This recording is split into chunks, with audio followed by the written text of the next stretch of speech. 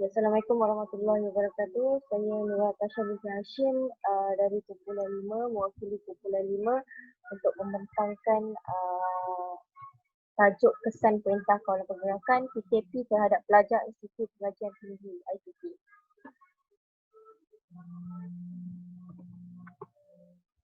Okey, um, saya bermula dengan tajuk kajian dulu. Okey, untuk tajuk kajian kami ialah kesan Perintah Kawalan Pergerakan PKP iaitu PKP terhadap pelajar Institut Pengajian Tinggi IPT dari segi kesihatan mental.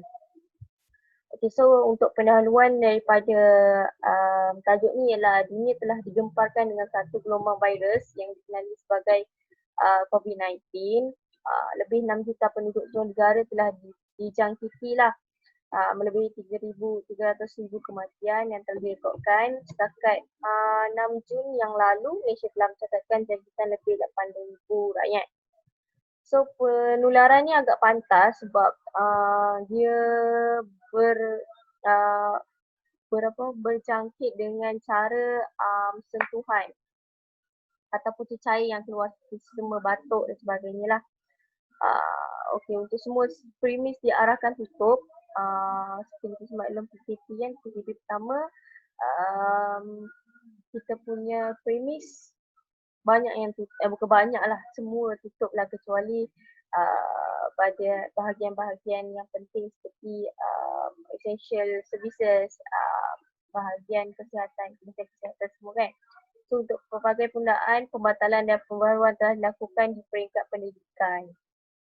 So termasuklah benda ni segala ditutup, termasuklah IPT sendiri sama ada swasta ataupun kerajaan. Okay, untuk latar belakang kajian bagi kami punya tajuk ialah pelaksanaan pembelajaran atas talian telah lama dijalankan oleh negara-negara luar. Sedia maklum Amerika Syarikat, dia orang dah implement pembelajaran talian ni sebelum daripada berlakunya wabak ni lah. So dia orang memang kurang, mungkin tiada langsung kelas fizikal macam kita. Tapi Malaysia masih menggunakan pembelajaran secara fizikal, di mana mungkin ada berbagai faktor lah yang menyebabkan Malaysia masih mengekalkan pada pembelajaran secara lama lah kan. Mungkin daripada segi akses internet, daripada situlah. So terdapat kegagalan pelajar dalam mengakses perangkat internet tersebut serta penggunaan peranti untuk pembelajaran. So masa PKP ni berlangsung, kita dapati pelbagai masalah yang timbul lah. Yang utama sekali lah dalam mengakses perangkat internet. Pelajar-pelajar di rumah susah nak mendapatkan perangkat internet. Ada tempat-tempat yang duduk di pedalaman. So itulah masalah-masalah yang dihadapi. So masalah yang dihadapi adalah kekangan pengangkutan lebih lagi bagi pelajar yang tinggal di Sabah dan Sarawak. So masa PKP tu berlangsung, untuk para pelajar Sabah dan Sarawak, penerbangan kita semua dah ditunda pada ketika itu. So untuk pengangkutan untuk pulang ke Sabah dan Sarawak dah tak ada. So beramai pelajar yang tertandas. So PKP tu kita tak boleh nak pergi mana-mana kan. Jadinya Universiti Putra Malaysia sendiri telah mewujudkan satu cara untuk membawa pulang pelajar-pelajar ini sama ada di Sabah Sarawak ataupun di Semenanjung. So kajian dijalankan bagi memastikan langkah-langkah dapat diambil bagi menstabilkan keadaan dalam menghadapi norma baru. Kajian ini seperti yang sudah maklum, kajian ini menumpukan kepada kesihatan mental para pelajar. So dalam kita melakukan kajian ini, kita dapat memastikan bahawa para pelajar itu dah cukup bersedia menghadapi norma baru ni lah.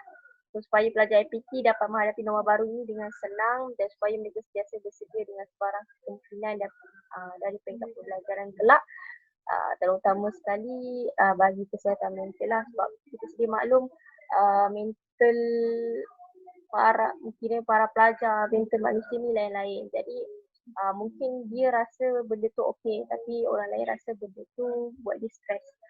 So dekat situ kita nak kajilah adakah norma baru ini mengganggu, terlalu mengganggu atau hanya mengganggu emosi para pelajar. So untuk penyataan masalah kita ada 3. Pelbagai soalan timbul dalam keadaan pelajar sepanjang PKP dilaksanakan. Ini dapat memberikan gangguan terhadap emosi pelajar. Yang kedua adalah penting bagi pihak berwajib untuk mengkaji tahap emosi para pelajar sepanjang pelaksanaan pembelajaran atas talian. Yang ketiga ialah perlu dijelaskan bahawa adakah PKP ini mendatangkan keburukan atau kebaikan terhadap emosi para pelajar IPT. Bagi saya, semua benda ada keburukan dan kebaikan, tapi sejauh mana keburukan itu lebih mempengaruhi, sejauh mana keburukan atau kebaikan itu lebih mempengaruhi diri seseorang, terutamanya para pelajar IPT. So untuk seterusnya ialah persoalan kajian. Persoalan kajian ada beberapa persoalan kajian yang perlu dinyatakan. Antaranya ialah apakah kesan-kesan PKP terhadap emosi para pelajar IPT? Apakah kesan-kesan PKP terhadap kesejahteraan psikologi para pelajar IPT? Di manakah tahap stabil emosi para pelajar apabila mendapatkan pengajaran dari rumah atau menerima tekanan yang kuat? Kat sini kata mungkin pelajar di rumah adakah tahap stabil ataupun menerima tekanan yang kuat. Yang ketiga, yang keempat ialah bagaimana dengan urusan penghantaran pulang pelajar ke rumah masing-masing UPM negeri. So untuk hal ni UPM telah melaksanakannya pada PKP yang kedua ataupun ketiga saya. Ketiga kot. So dengan penghantaran pulang pelajar ke rumah masing-masing, mereka menaiki bas, escort dengan polis macam itulah. So untuk objektif kajian, kita terbagi objektif kajian kepada 2, iaitu objektif umum dan objektif khusus. So untuk objektif umum,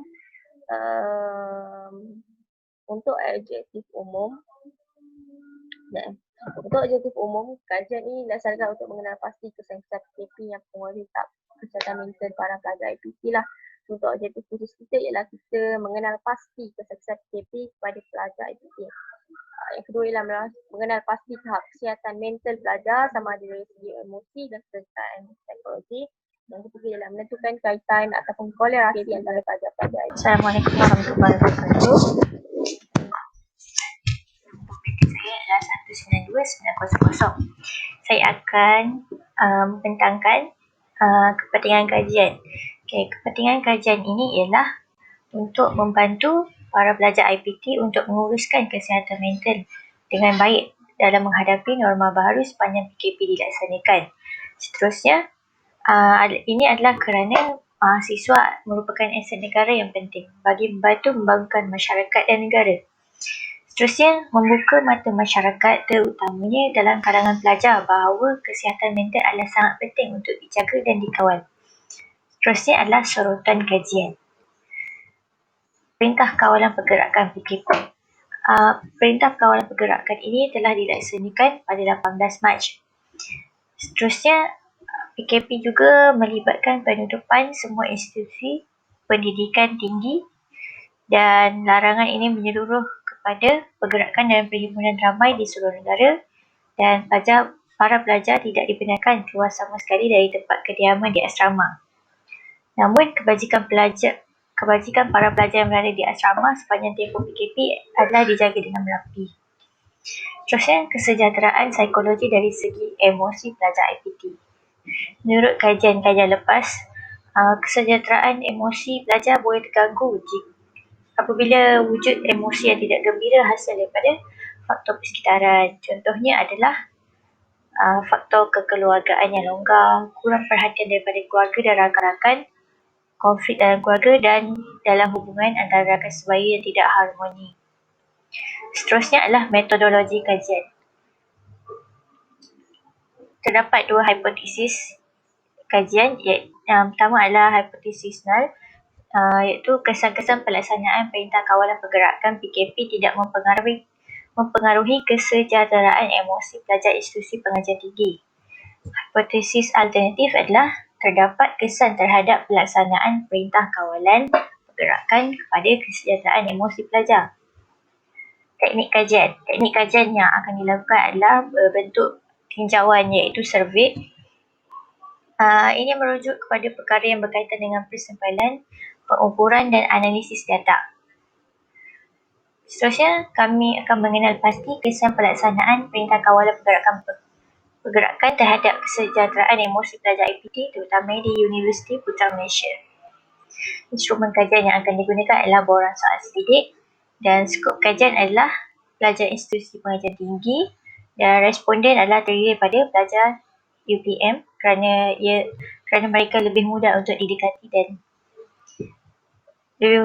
lebih mudah untuk didekati. Seterusnya adalah carta aliran. Carta aliran bermula daripada perbincangan tajuk kajian. Seterusnya pemilihan tajuk. Kemudian jika pemilihan tajuk itu diluluskan, maka kami teruskan kepada pembahagian tugas dan menulis proposal kajian. Seterusnya adalah membentangkan proposal kajian. Jika proposal kajian diluluskan, maka kami akan melakukan proses seterusnya iaitu proses mengutip data kajian dan melakukan analisis data dan seterusnya membentangkan hasil kajian. Hasil kajian dapatan daripada kajian dilakukan. Seterusnya, tamat. Seterusnya adalah jadual kerja. Jadual kerja bermula dengan mencari tajuk pada 30 April dan seterusnya mengenal pasti kesesuaian tajuk yang dipilih. Seterusnya, aktiviti menilai, memilih dan mengesahkan tajuk yang dipilih, mencari bahan rujukan melalui internet dan buku. Seterusnya, kami menulis proposal dan seterusnya menyemak keseluruhan proposal yang ditulis dan akhir sekali adalah menilai dan mengesahkan proposal dengan pensyarah. Pencapaian kajian ini adalah tugasan ini berjalan dengan lancar bermula daripada pencarian tajuk bersama ahli kumpulan hingga penghasilan tugasan yang lengkap. Tugasan ini disiapkan juga berdasarkan garis masa yang telah diletakkan oleh pensyarah.